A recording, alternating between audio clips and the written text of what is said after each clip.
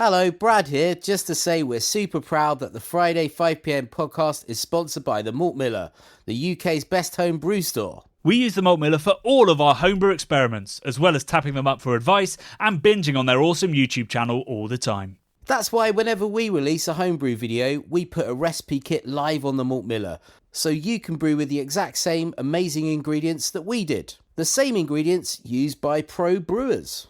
So alongside the Malt Miller's nitro-flushed hops, cold-stored yeast and milled-to-order malts, you can pick up recipe kits for our 5 Points Best Bitter, Russian River West Coast IPA, and now the fastest beer in the world, a hazy session IPA that goes from grain to glass in less than 48 hours. Sign up to their newsletter at tinyurl.com/Malt Miller to get 5% off your first order.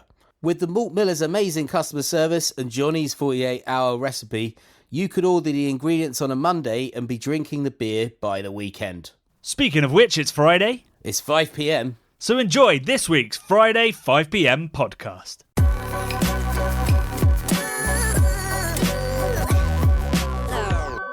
It's Friday, it's 5pm, it's time to get a beer in your glass and unwind with Brad and Jonny, or indeed get very wound up, depending on what happens. We had an email this week saying that we're dropping too many F-bombs, so I had to listen back to last week's episode, and there were quite a few, and I think that some people listen with kids also listening, so the F-bombs will no longer be dropped, they will be kept very much on the plane/train. Wow, okay. Listening with kids. I don't know about that. I did see one of the comments from this week's video. Somebody was watching the video with their couple of month-old kid, and they were saying they hope it was taking notes about beer tasting. Have we become like baby sensory now? I mean, I guess I'm holding up lots of fruit. Maybe your voice. You've got a soothing voice, Jonny. Thank you, Matt. Well, somebody a couple of weeks ago, I don't know whether we talked about this last week, said if you, on the lager tasting video, said if you close your eyes, he sounds like Kermit the Frog. Which I'm not sure is accurate. That's harsh. Kermit the Frog? Kermit the Frog. I mean, even when I try to do an impression of Kermit the Frog, I don't think I sound like Kermit the Frog. I'm trying to think what he... Rubber-ducky. I'm trying to think what he sort of sounds like. Something like this. Yeah. You don't sound like Kermit the Frog. I didn't think I did either. I ignored that comment. I was like, this could go down a bad road. I could discover some insecurities I didn't know I had, and when my job is to literally listen to myself all day long, that's not an insecurity I want. No, I can safely tell you don't sound like Kermit the Frog. Thank you. You always know what to say, Brad. I'd be like ripping you somehow with Kermit jokes. It would have come up previously if you did. I've got a Kermit the Frog plush toy that I bought at a boot sale years ago that lives in my garage, and I go in there, and I sometimes when I get a bike out, I spot him. He's like a life-size Kermit toy. I don't know why he lives in the garage. I guess I didn't want to bring him in the house, but he's like a garage guardian. Why? Why have I got one? Yeah. I love Kermit. Kermit the Frog's great, man. Like, don't you remember back in the day? You love Muppets Christmas Carol, don't you? Which that's one of the greatest films ever made. You love that. I don't love that, but I do have fond memories of like the Muppet Show and stuff like that, and just sort of Jim Henson in general. And I guess Kermit and Miss Piggy and stuff like that was fun back in the day. Although I guess now it's very un-PC, isn't it? They're sort of had kind of an abusive relationship. It's quite bad, right? Wasn't she like hitting him all the time, and it was like he was really sort of kind of a spouse abusal sort of. Not to get too topical with Johnny Depp and Amber Heard in court at the moment. This podcast has not gone in the direction I was expecting. Yeah. Did you like how I segued from Kermit the Frog, Miss Piggy, spousal abuse, Jesus. Johnny Depp? I read. I haven't really been following that, but I read something about him getting on a plane, having drunk 2 bottles of whiskey or something, and then he drank 3 bottles of champagne on the plane and loads of pills and stuff. And I thought, how's this guy not dead if he drank at that sort of level? That's insane. Anyway, drink safely, guys. Don't abuse alcohol. It's a terrible thing to do. Absolutely. That's important to say on a beer podcast. What's not important to say is everything else that has happened before so far in this episode. So we'll move on from that and accusations of Miss Piggy being abusive. And let's talk about what we've been up to this week. I haven't actually been out at any events or anything like that. I've mostly been tending to our Pastry Stout, our Omnipollo collab, which is going along great guns, maybe even too greater guns. It's fermented a little bit drier than I was hoping, but I do have a sample here. I added all the adjuncts on, when did I add them? Tuesday. Which involved, basically, I tried to mimic as close as I could what we saw at Omnipollo. So loads of muslin bags.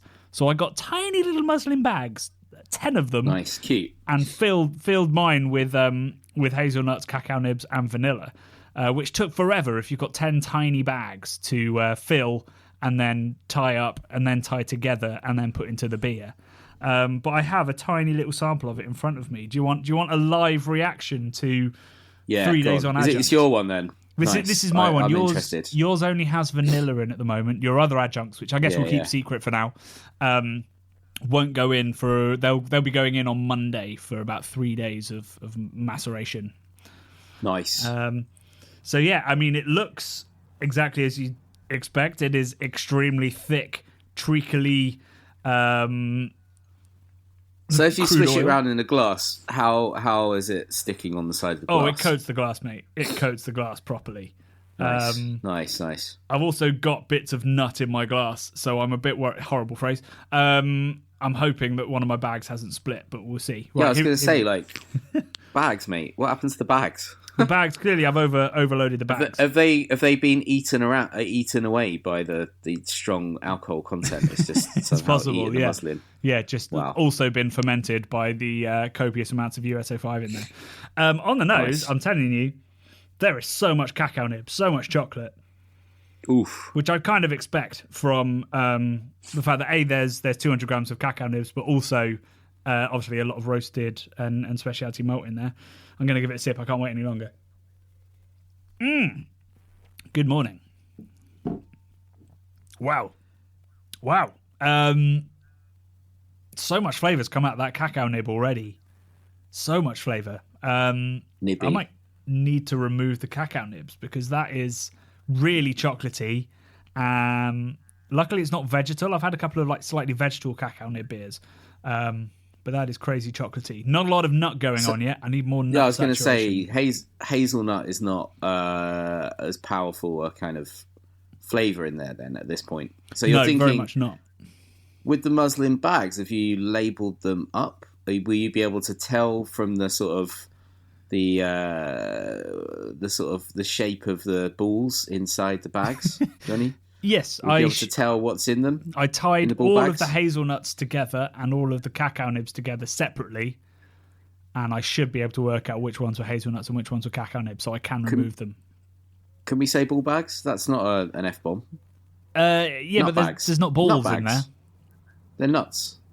Bags of nuts. Nut bags, yeah. Nut bags. I think, Jonny... I think this is worse than the F-bombs. I think I'm going to call my one... Well, actually, no. I think that what you've been doing, right, you've been feeding them sugar, haven't you? Yeah. Right? All this stuff. So I think the Sugar Monster is a good name for a beer, right? Or Sugar Monster, yeah. I like that. But that sounds delicious. Chocolatey, delicious. It is crude oil-like. Yeah. Amazing. It's drier than I thought it was going to be. So it finished at 10:28. And it is definitely coating the glass, but yeah, it's definitely tastes a little bit drier. So maybe when we release, not as sweet as you were expecting. Yeah, exactly. So maybe there's some little tweaks we need to make, but we'll see. I'm giving spoilers away now. I don't want to give too much away, but that's what I've been up to this week. That was a full day's work on Tuesday to roast up the hazelnuts, get them in the bags, get them put in, chop up the vanilla, get that in. The cacao nibs just came out of a packet. But yeah, getting all that done and filmed. So that was my work. Have you done anything beery? At the weekend, I had a flying visit to Margate, and I did some drinking in micropubs. So I drank some nice ale from Shivering Sands, which is a really tiny little brewery somewhere in the Isle of Thanet. I've totally forgotten where, but I've had their beers a few times and thought they were pretty good because they're real tiny. So I was drinking some of that on the Harbour Arm, and I went to Fez very briefly for like one beer, and then what else did I do? This week I did that. Oh, I went to Victoria Pub where we did a bit of filming a couple of weeks back in Deptford. Oh, you went back to the Deptford Victoria? Yeah, for a £5 curry night. Do you remember Phil in there said about a £5 curry night? So yeah. I went there on Tuesday while you sound like you were, putting bags in. I put in hazelnuts in bags, and I had a £5 mutton curry and half a pint of black. So how was it? Tasting delicious, mate. Yeah, that was great. And then yesterday, I almost fired up the barbecue. Well, I say barbecue. I almost got out one of the sort of beer gadgets up for review for Lowbrow, which is like a fire pit / beer crate, which will be coming at some point this summer in potentially a camping outdoorsy edition of Lowbrow. But I decided not to in the end because it was a little bit too chilly outside. But I did drink with a friend some of the beers that we've gathered along the way from a few of our little jaunts. So some stuff from Track, some stuff from Cloudwater.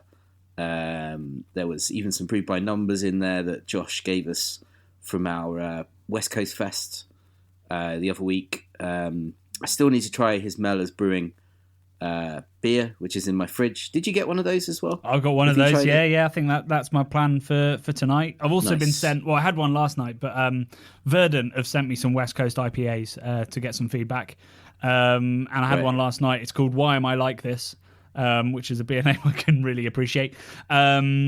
And it was very, very good. Making West Coast. This is exciting. They've made a couple. In my opinion, they haven't quite nailed it, but this one is pretty close. Actually, I thought it was a Simcoe Mosaic, so I was always going to like it. Two of my favourite hops, and yeah, really nice, sort of juicy tropical nose, sort of moderated by a bit of pine. But importantly, it was dry. It was pretty much clear.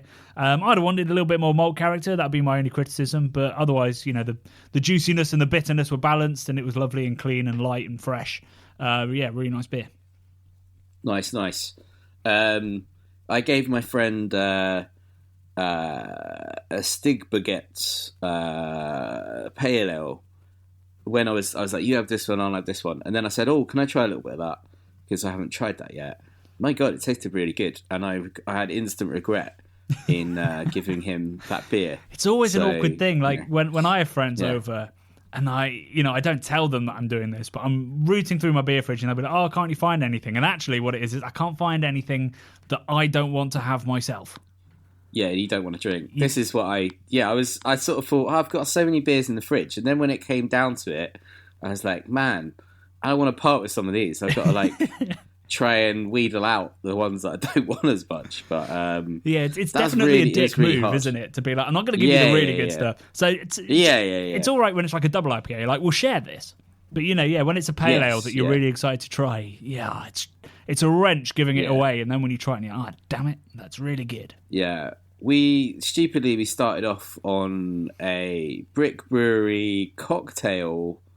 What even was it? It was like an Imperial Stout, but like a sort of mad cocktail flavour one. Sorry, it was a sour. Some Imperial sour, something crazy. Anyway, mate, it tasted like port. And he said, shall we just down it? So we kind of half downed it. And then I instantly felt like really heartburny and quite drunk within the first beer. So that's a bold start to start with. They released a set of sort of Imperial sours inspired by cocktails, didn't they? Yeah. It was tasty. It's just I don't know whether it was barrel aged, so it was like bonkers strong. And that's also like that's a sipper, Brad. Yeah. If you turn around and go, let's down this pale ale, sure. Yeah. Well, I was drinking with an Irish man, you see, and he had a first on, so I was like, oh, this is a bit crazy. He was like, oh, let's just down it. So anyway, it was only a little beer, but I mean, it was a big little beer. Here's a question. So we got sent a bunch of Guinness cans, not as a thank you, but I see you enjoyed this. Do you want a couple more cans because they're hard to get hold of? Have you been sharing those with your Irish friend who got us the contraption? Exactly. So shout out to Tommy Clark, a true Irish gent who brought me back. I've forgotten what it's called. The gadget from Guinness, Nitro Surger, as my Christmas present.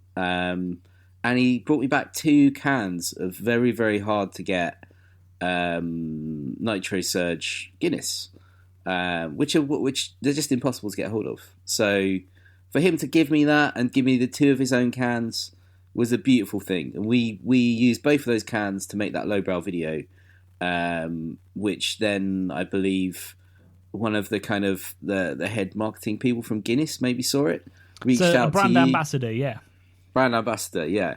And then sent me I think it was a 20. What size crates? Maybe a 24. Oh my crate. days! It's a big crate. There's like 20 cans or something. So anyway, yeah, I gave him 8 cans the other day when I saw him, and I've said to him, mate, you can have them all. But apart from, we'll keep a couple back because I think we're going to do a bit of a rundown of home serving methods in a lowbrow as well. Might do. So that will come into effect because I thought it was a wicked way to drink a Guinness, like really awesome. But this is the thing, man. Like, you put out good vibes into the world. Like, he brought us back that thing which we would no way be able to get hold of, and 2 cans, and then I returned to him 8 cans in this installment, and then I'll give him another 8 cans when he needs them. So it's like a sort of Easter miracle, mate. I gave him over Easter, so it's like sort of turning water into wine, or that isn't what happened at Easter, Jesus Brad. did. No, he got dead, didn't he? Yeah, he got dead. And then he got deaded. Yeah. And then lived. Yeah. Famously survived being dead. The Easter bunnies brought him sacrificial chocolate eggs that he ate when he was in the cave, and that gave him the bare strength to push asunder the rock that the Romans had placed. So that's why we eat chocolate door. Eggs at Christmas. Yeah. Easter. Ferocious. Yeah, at Christmas as well. Yeah, we eat them at Christmas too. No, you eat chocolate eggs. Nobody else does. We call them Terry's chocolate oranges. Yeah. Terry's chocolate oranges. Yeah. So that's exactly that's as accurate as the Bible, I reckon. There you go. This actually leads us quite neatly onto the video, Brad, because my Easter egg this year, in case you're asking, it was a Lindt Easter egg. Did you get hang on, you got the Easter egg or you got a bunny? What are we talking here? I got an Easter egg. Fuck, you got a Lindt Easter egg. I saw those the other day, reduced in a supermarket. They were massive. Did it come with all of the little truffly boys? Yeah, I got the dark chocolate, the milk chocolate, and the white chocolate ones. It was a pretty good Easter egg. I'm not going to lie. Anyway, we're not here to. You're winning Easter. We're not here to promote Lindt. The reason I raised that is because a little portion of that Easter egg did in fact feature in this week's video, because it was the only chocolate I had to hand when it came to collating all the ingredients that were going to help me explain where all the different flavours come from in beer, which was this week's episode. It's something I've wanted to make for quite a long time. We've had lots of people ask about it because I think it really does help you break down the beer and understand styles better, because, you know, if you're told this is a malt forward style, you're going to know what flavours are malty. And in particular, I think yeast and hop flavours can get kind of confused, because, you know, yeast can have a bite, yeast can have a snap, yeast can have stone fruits, earthy characteristics, all this kind of stuff that hops also have. And it was a solo effort. So what did you think of it, Brad? Mate, I thought it was great. I think this is the sort of beer education that we need to be putting out into the world. I think we could all learn from it if we're, you know, far along the journey. Sometimes it's good to break down stuff like that and go, oh, okay, that's where that flavour comes from. I knew that, but I kind of forgotten. So it's nice to see someone reassuring me that I taste this in this style of beer, and that's because of the hops that are in it or whatever. I think it's really good. It's it's a key component of understanding why beer is good. In the same way that we've covered why off flavors are bad. I think it's all we all need to have this understanding. I think we innately know why we like or don't like flavors, but it's good to know why they have arisen. Yeah, I mean, if you really dislike, stone fruit in beer, and I tell you that, that comes from certain yeast strains, you can either avoid it or indeed search for that. Yes. So I think it is a really powerful tool for understanding beer and working out what you're going to like better. In the comments underneath, I put a question asking people to ask us, what the weirdest flavour they'd ever got in beer, or, if there was a flavour they've often got and they don't know where it's come from, that I could try and explain. We've had lots of people write in with some pretty wild flavours. Lots of things that people are getting. Mostly manure, so mostly people who are sort of getting Brett and not knowing what Brett Brettanomyces is, which I didn't really dig into in the video, slightly annoyingly.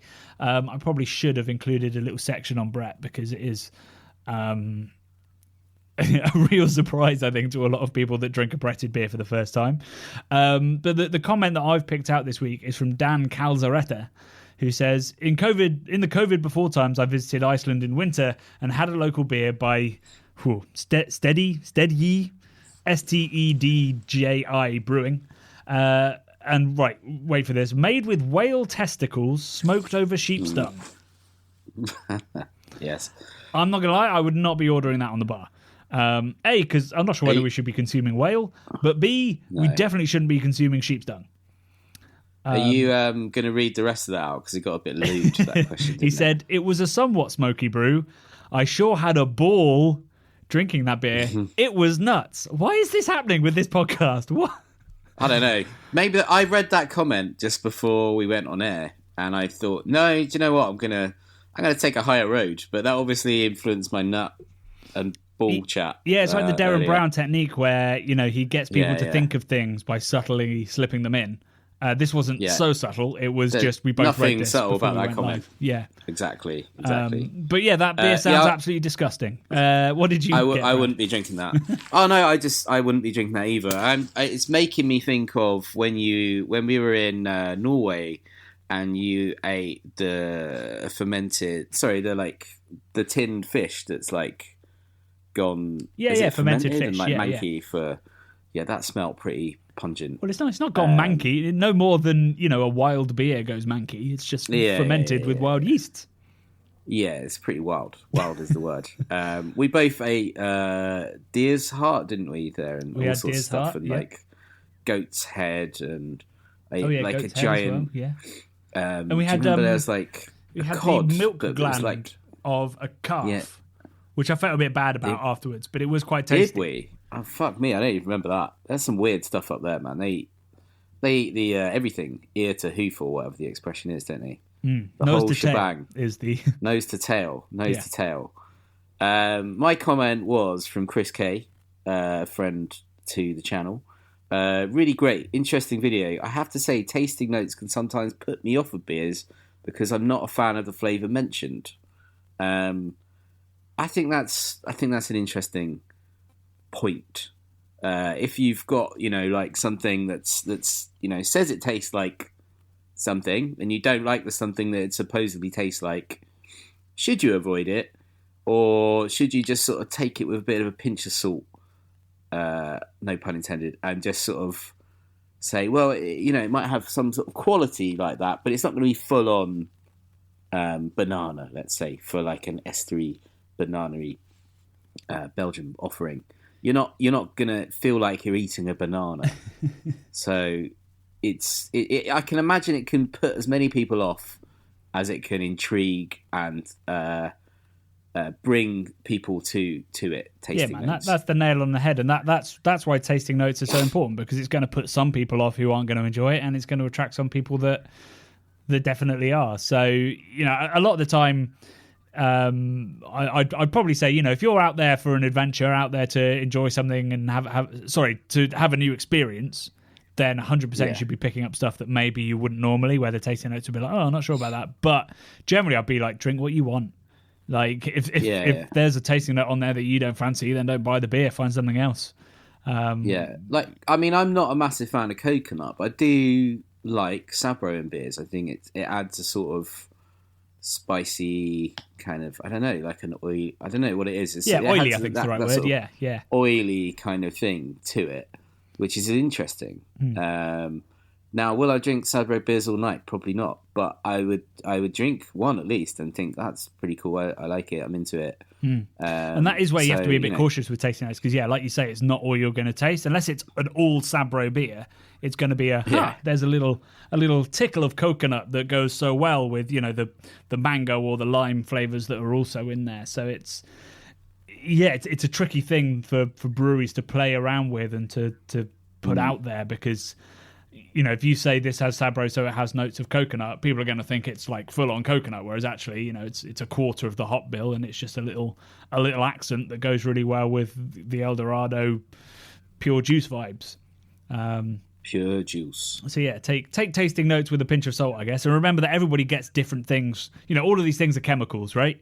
They're all chemicals that produce certain aromas, and some people get different aromas from different chemicals. What smells like mango to me might smell like lychee or passion fruit to you to some extent. There is a bit of sort of subjective, a bit of license in how we perceive flavour and aroma, and how it plays with nostalgia and memory and what we've just eaten, and the sunlight being in your eyes and all this kind of stuff influences how we taste it.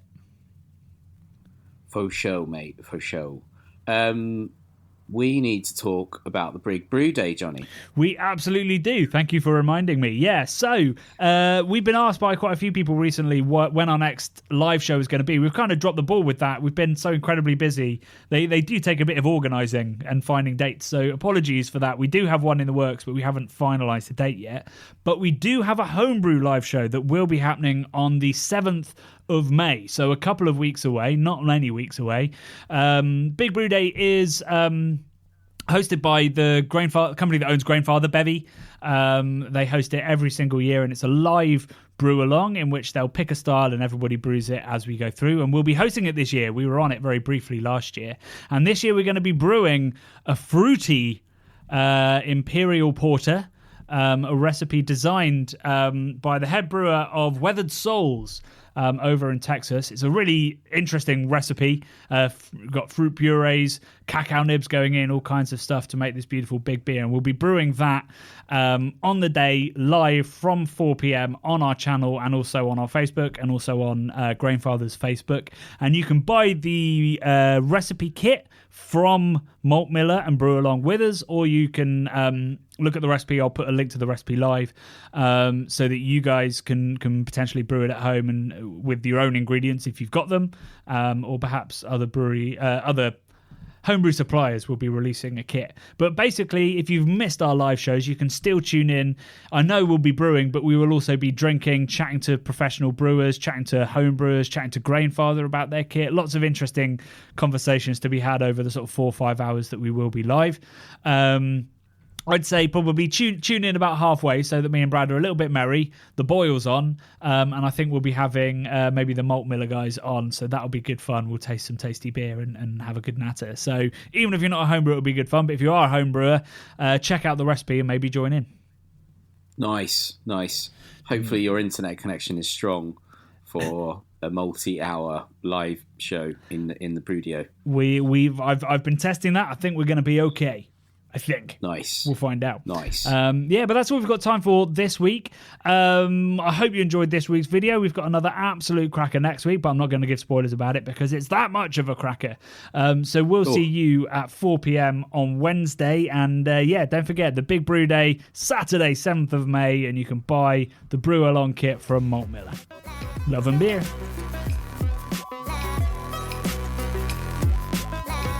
The Bubble and Friday 5pm podcasts are brought to you by the nerds behind YouTube's craft beer channel. You can watch over 400 mini documentaries at youtube.com/the craft beer channel. And if you love what we do, support us via Patreon and get access to merchandise and our amazing Discord forum, a positive and welcoming space for everyone who loves beer, food and homebrewing. Love and beer.